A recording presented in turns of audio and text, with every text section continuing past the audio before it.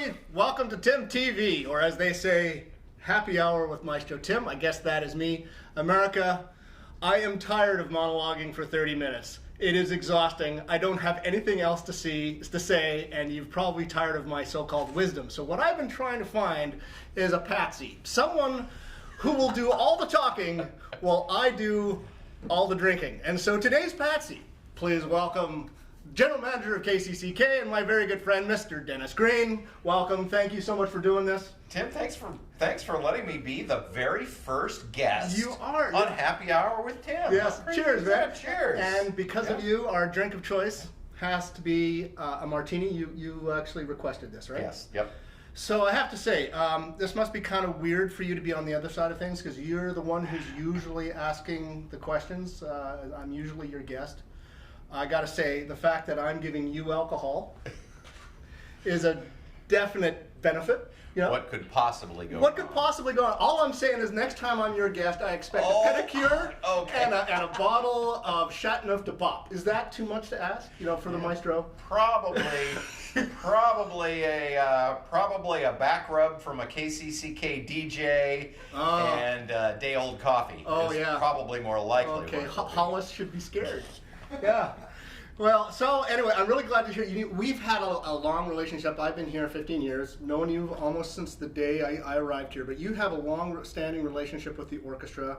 We'll get into what we've been doing in terms of First Friday Jazz and all that stuff. But tell me about a few things that off camera you were saying that you were emceeing and participating in a lot of concerts with the orchestra. So my wife, Debbie, was the development director, the head fundraiser for the symphony, for what was then the Cedar Rapids Symphony. I should have looked up the dates before I came, but it would have been... People can't count that low. It's, it would have been would have been the mid-90s. Right. So from maybe, call it 1995 Just to be clear, I was in school then. Just all right. So, context is everything. Yes. So, please, pray. Continue. And while she was with the symphony, as you know, as Ed and Darren know, who are just off camera, by the way. Who are just off camera. As Jill knows, you very quickly get roped into doing lots of stuff. Right.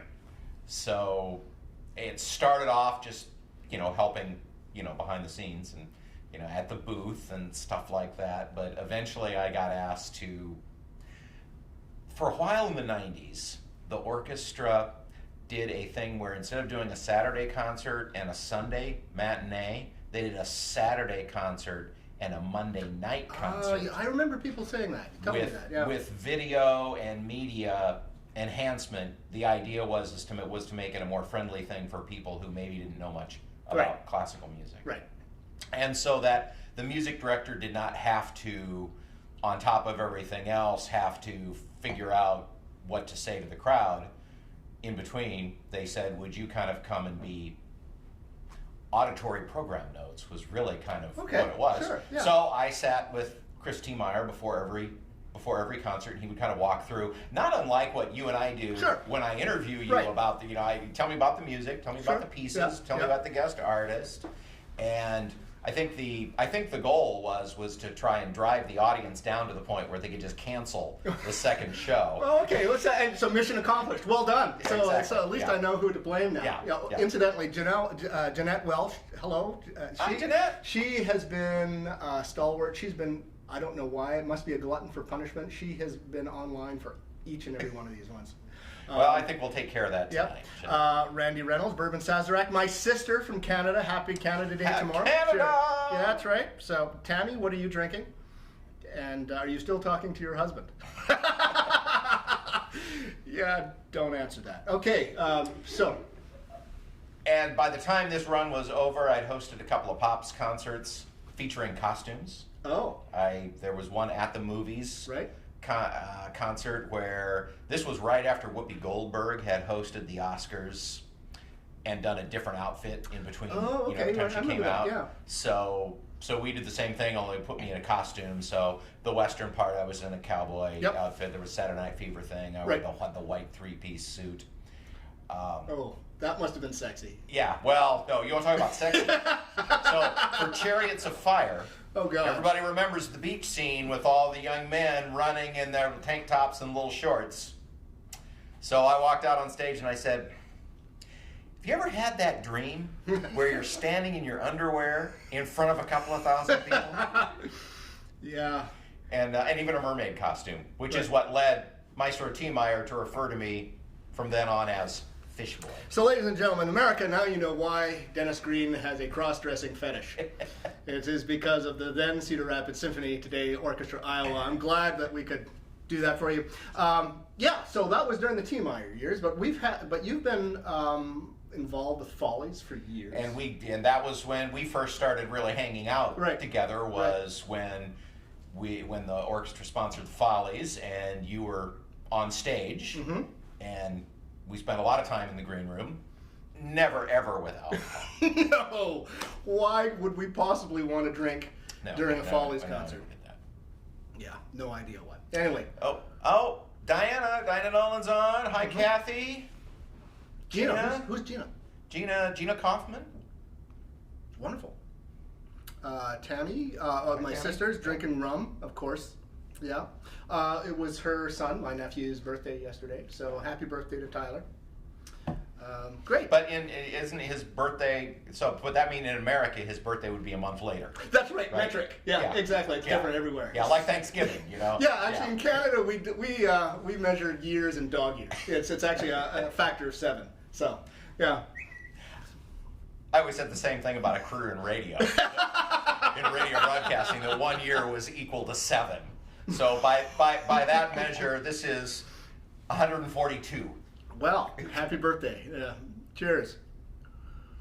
So a lot of things that the orchestra and KCCK do, there's a partnership that's been there for a long time. A lot of it, as many partnerships, is the people involved. There's one thing, institution to institution. But I would suggest, and maybe agree or disagree, that one of the reasons you are a great friend of the orchestra is because of your relationship with Ed Carr. You do a lot of work with him. Ed Carr is our tech guy. He's just working back behind the scenes right now. And one of your brain projects was First Friday Jazz. So walk me through on how that happened. I mean, how the idea came and then the execution of it. Well, to go all the way back, it was Ed who was running sound and recording orchestra concerts Right. way back when I was involved with the orchestra, and that was how we first got to know each other. And Ed's dad, Yep. Lee, who was awesome, and actually, I had Ed before you did. Yeah. Because we started the Corridor Jazz Project, Right. which Right. we do right here in the Opus Concert Cafe. How so? Because we can't turn the cameras, but the Opus Concert Cafe is what? What's the dimensions, Ed? 60 by 40. 60 by 40 feet. Okay, so it seats about 80 people, and we're sitting on a small stage. For 3 days in January, we turn it into a recording studio and bring 13 high school jazz bands in to record a CD. And it's just gone up and up and up and up, right? Started off with 8 schools, and last year we had 13. And if we get to have jazz band this year, we'll have at least 4. Are you having a hard time actually finding space for everyone now? I mean, when you first start a project like that, it's hard to get people excited about it, but once it's established and everybody buys into it, then all of a sudden, do you have the capacity to expand it? Well, we are somewhat constrained by the 80 minutes that is on one CD. Right.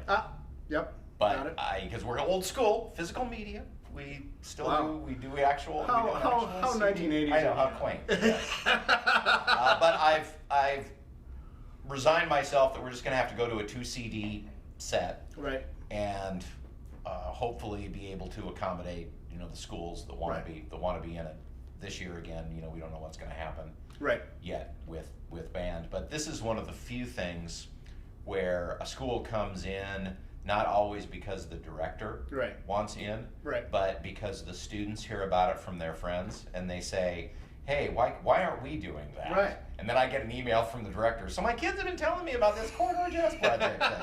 Can we do that? Yeah. So we started that way back in 2007, 2008. Right. And that was before Ed came to work for the symphony. And when he then came to work for the orchestra, then we kind of we kind of brought you all into the partnership as well. And here's the reason why. Many reasons why. So I'm about to do a plug for First Friday Jazz. So here we are. We're dark. Live performance. It's the dark days after the flood. You don't have a home. We don't have a home now, virtually, or in reality now, just because what I learned from the flood, by the way, is that so long as you have people, where you play doesn't matter. It'll tell you what you can play and what you should play. That's appropriate for the venue. But so long as you have people, you can solve almost anything logistically and operationally. This is a unique challenge because now you don't have people. Social distancing keeps musicians apart, and frankly, the closer that they are together, the tighter they will play. And same thing with the audiences. So we're in an interesting void here. But what I love so much about Opus and First Friday is the fact that we can offer content now with or without an audience. This is a studio. It is a performance venue. And it also, First Friday in particular, allows us to touch audiences that would not necessarily cross through our doors. I mean, one thing that always bugs me is when I ask people about classical music, and they go, "Oh, I don't understand it. That's not my kind of music." Well, they haven't given it a try. But the point is, live music is the business that we're in, and I don't care if it's rock and roll or jazz or hip hop. I happen to be a specialist in classical, and this is what the magic of Opus is for us to do all of this. And so that's why I found when you and Ed got together to do First Friday, which literally means it's a concert held the first Friday of every month. Right. We do it over happy hour time, just like this. Oh, imagine that. Yeah. And at the time, we thought, what a unique idea. Right. Instead of trying to go out for dinner before the concert and then have to look at your watch right. the whole time. Right. Go to the concert first. Right. Liquor up, Yeah. and then go out for and yeah.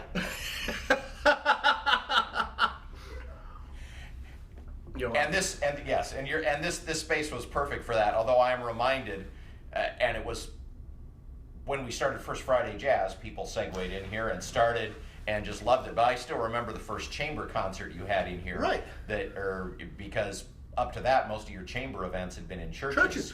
People were teetotalers. They wouldn't touch the booze. That's our moneymaker. That's our profit margin. People, please, for the love of God, drink like fish. Yeah. A bar? A bar? A chamber concert? Yeah, exactly. Can you do that? Yeah. Well, actually, let's talk about audience development. Because when we first started First Friday Jazz, a lot of people, they underestimate how hard it is to build an audience. I mean, it's not as easy as build it and they will come.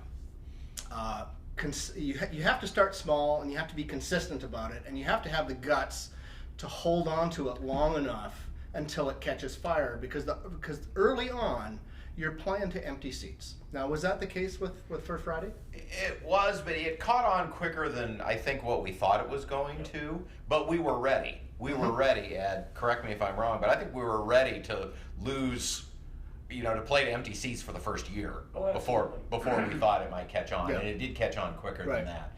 But you're absolutely right. It's the consistency. Right. I have been a part of so many things in my career where people said, "Hey, let's give this a try."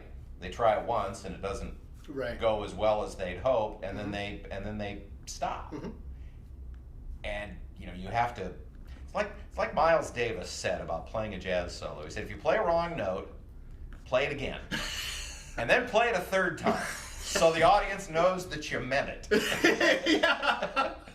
And I think that is words of wisdom to live by, because here we are, 12 years later, right after the flood, we made a concerted effort, Orchestra Iowa did, to play in Iowa City. Here's my shout out to our fans and our supporters in Iowa City. And people would always tell me, "No, it's never going to work."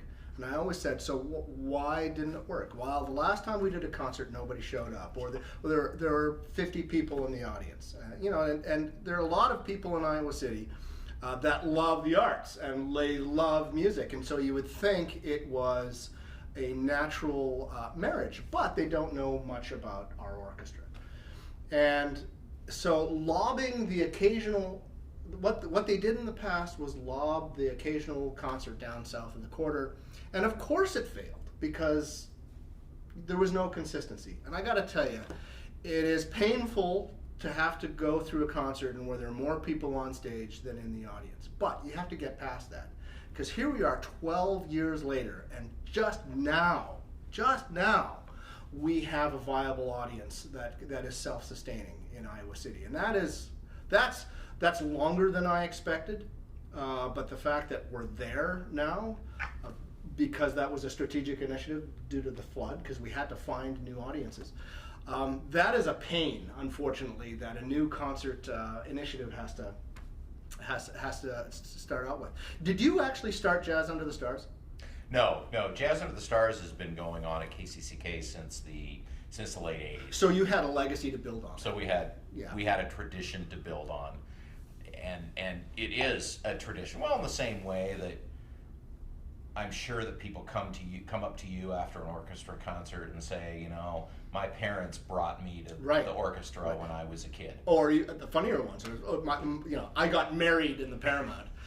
Funny, true story. When we were redesigning the Paramount, the hardest thing to redesign was the seating chart because they took out the center aisle. Now, they took out the seating center aisle for a variety of reasons. One was audience capacity, one was fire code, one was leg space. All sorts of configurations had to happen. But eliminating that center aisle made so many people angry because a lot of people, I guess, got married there. Wanted to be able to march down the aisle. Yeah, exactly, right. So now you have to come off stage left. So, oh well. Just ask for the spotlight. It's the same thing. But Jazz Under the Stars is the same story. Actually, we're at the point now where I talk to musicians that we bring to Jazz Under the Stars who say, I've been coming to this event since I was 6, and I couldn't care less about the music, but I played in Norridge Park. Right. And now we're able to, have those musicians on stage. Yeah. Which is another thing, back to First Friday for just a second. Yeah. That's the other thing that we have done is we have spotlighted the younger jazz musicians in the community, sometimes as young as high school, and put them on stage. Those are some of our most popular events that we host. You want to have some fun? You want to see somebody totally freak out?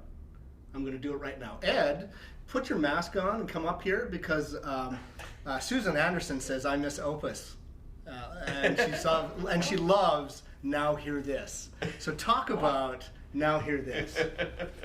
I'm going to drink. This is hardly fair. So Now Hear This. I talked to G-Mix East. We decided that based on how First Friday went, we should do another night of the week or that we did concerts. So we started Now Hear This, and it is a wide variety of music. We've done everything from country to rock.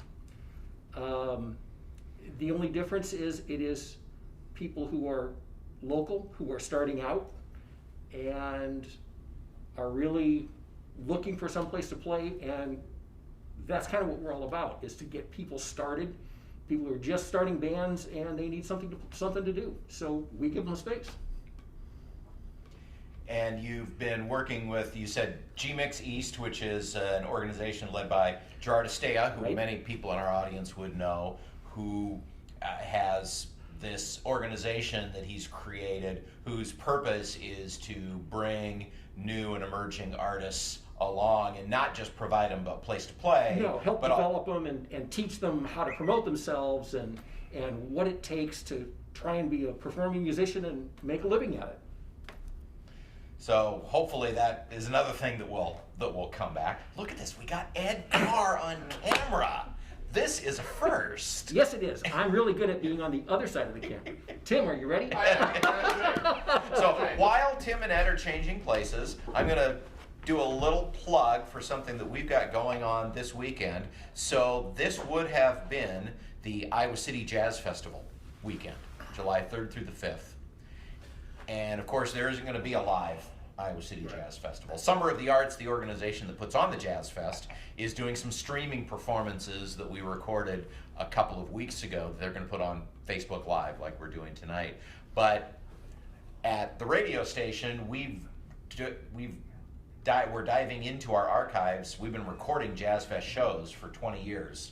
And I asked, people like the Jazz Fest founder Steve Grismore, his co-founder Mark Ginsberg, musicians, people who have come to the Jazz Fest to pick their favorite shows. And so we're calling it Best of the Fest. It's going to be introduced by all of those people, and we're just going to do nonstop Jazz Fest all weekend long. Wonderful. That's fabulous. So please check it out. Well, you've opened up Pandora's box. I have to say, one of the most humbling things that I have to do on a daily basis now with patrons and certainly our board members is to confess the 3 words, I don't know. And so Jazz Under the Stars, that's your baby, which has many analogs and many similarities to Bruce Orchestra. So what's your thinking about going forward? Well, we've been putting off the decision as long as we can. Sure. Yeah. In the hope that a miracle will occur. It's like that Far Side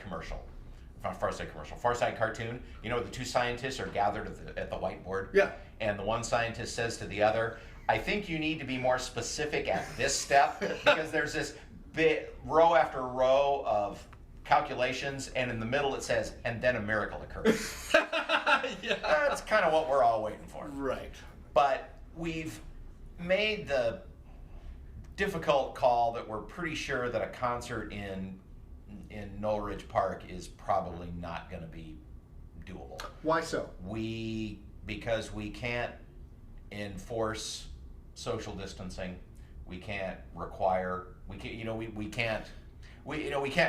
limit the number of people who come. And to be honest, we can't trust everybody to always be smart. Right. Nothing against y'all. We love our audience, but we can't always trust everybody to make the best decision. Is it a matter of social distancing from the audience or from the band?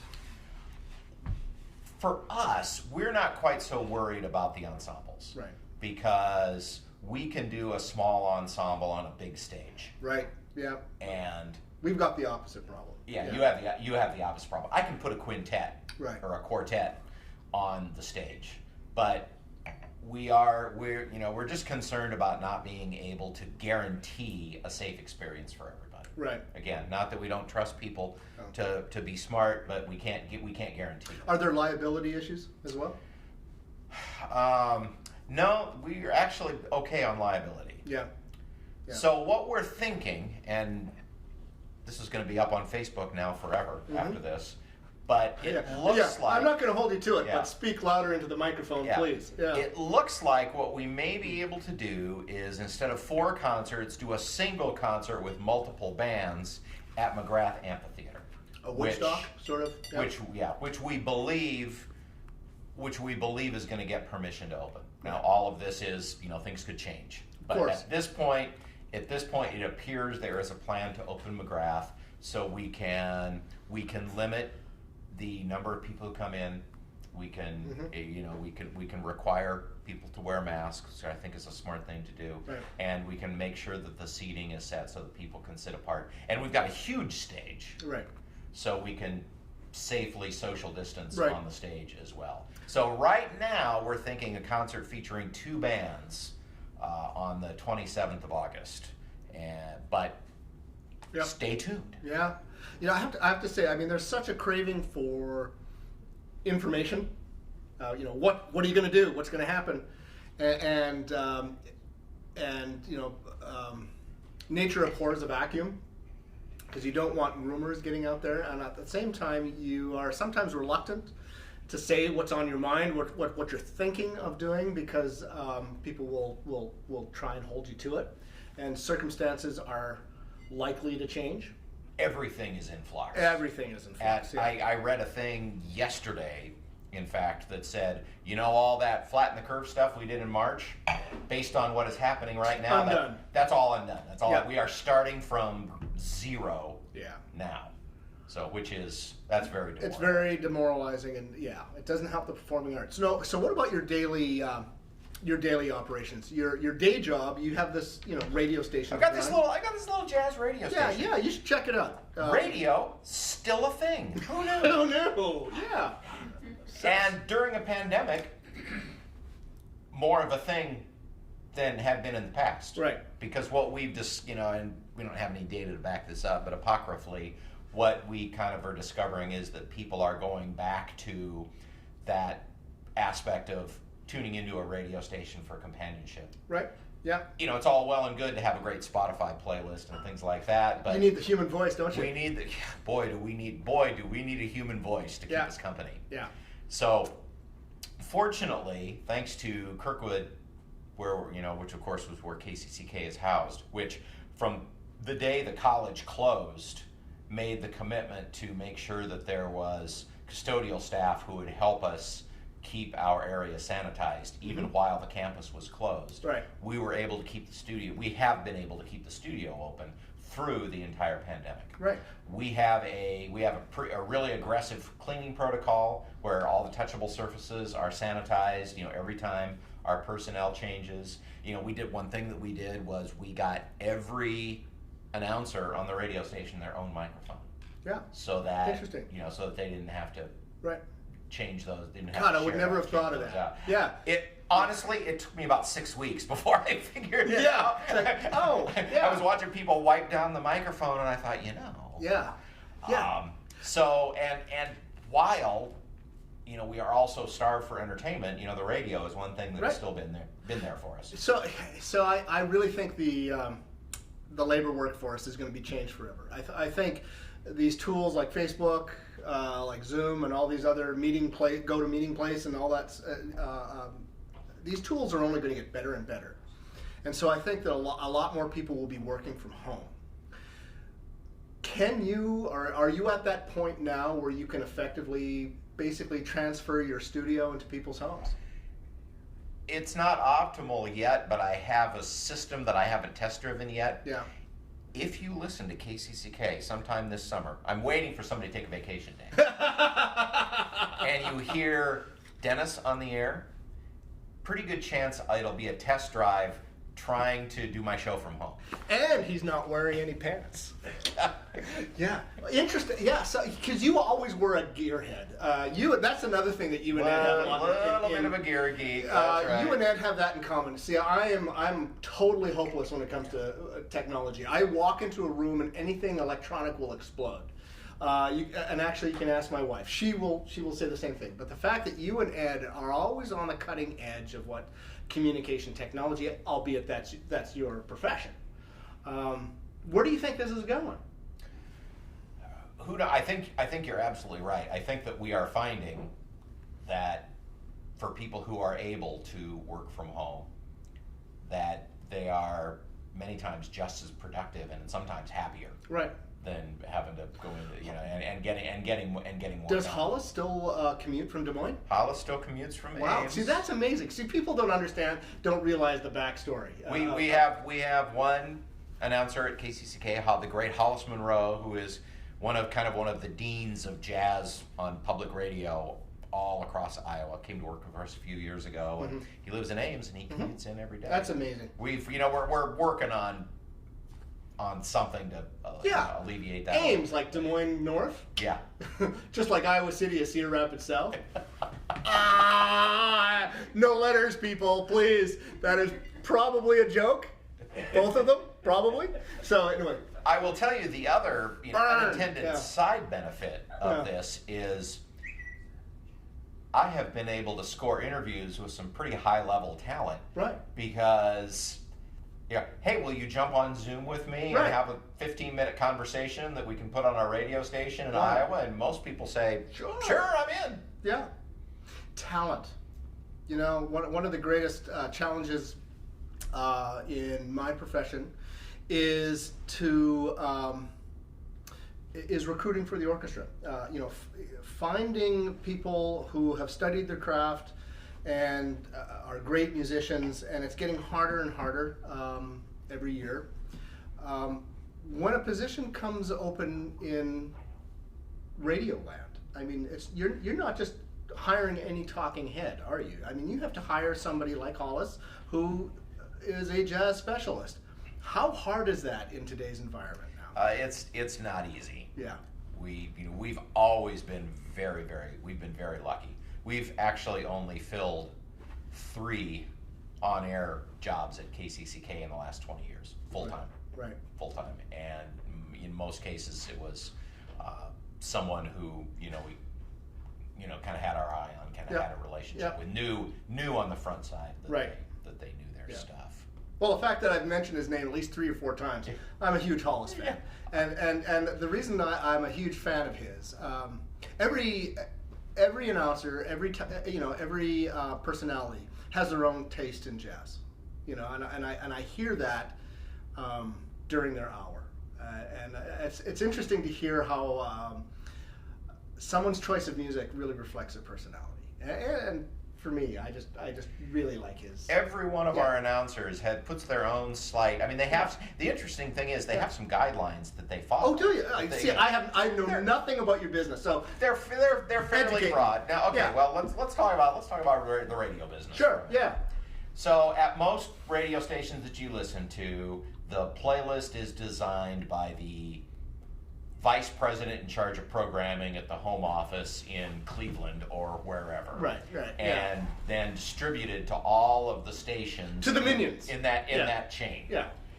So a top 40 station in Des Moines sounds exactly like one in Sioux City, which sounds exactly like one in Kansas City. Now here in Cedar Rapids, we're lucky in that we have the Z102.9 group, the KMRY group, KCCK. All of those are all locally owned, and even your iHeart radios like WMT do a really good job of staying local. So we actually are in better shape from a media perspective than a lot of communities. Right.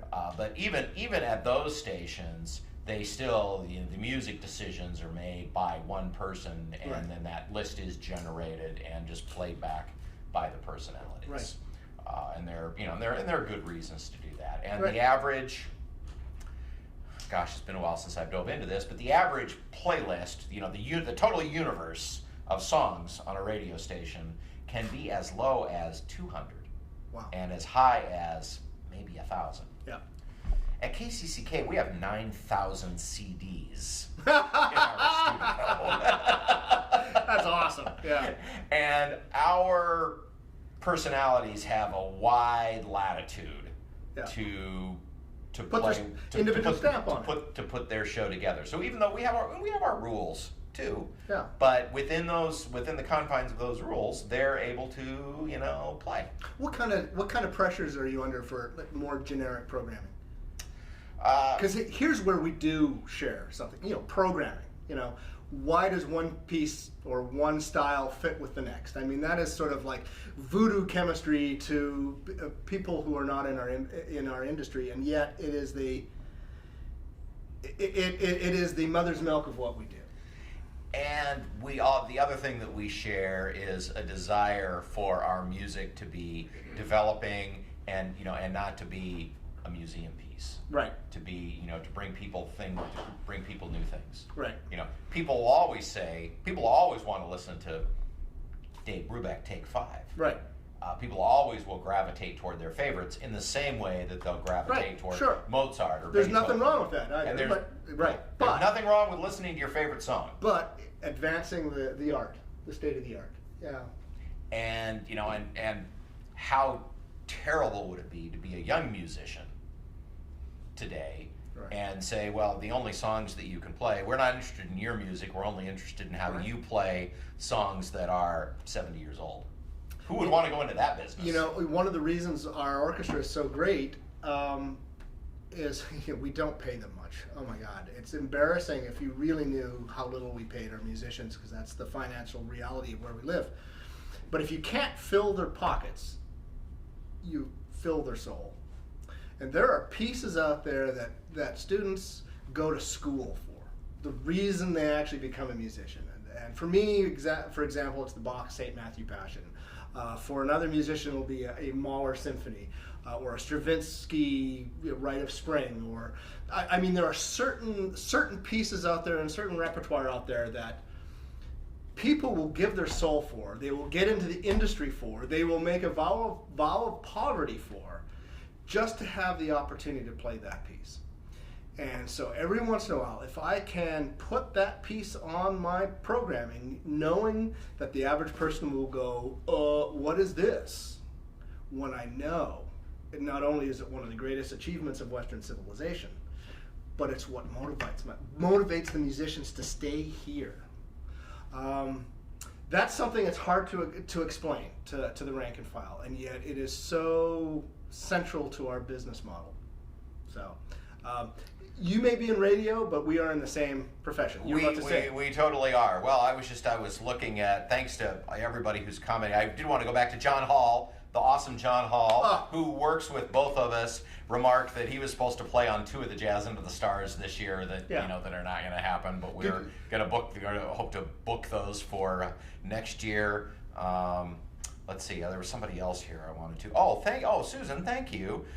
Talks about how both of our organizations, we haven't even dove into the education stuff. I talked about the Corridor Jazz Project, but that is something that I think that we have kind of taught each other. Our two organizations have taught each other that times, KCCK started doing work in the schools because I saw what the orchestra was doing with its 3rd grade strings programs and things like that, and I said, that is where we need to be. We need,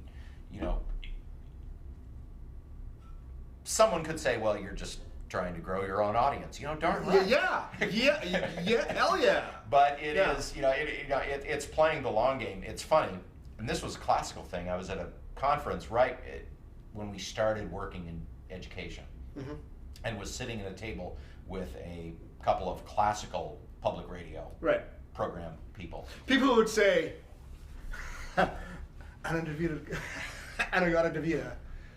in D minor. Yes, yeah. And I was telling them about our new initiatives to do education and do work in the schools, and they said, I talked to our general manager about that, and he said, well, why would I do that? Those kids don't listen to classical radio. Right. And it's like, not today.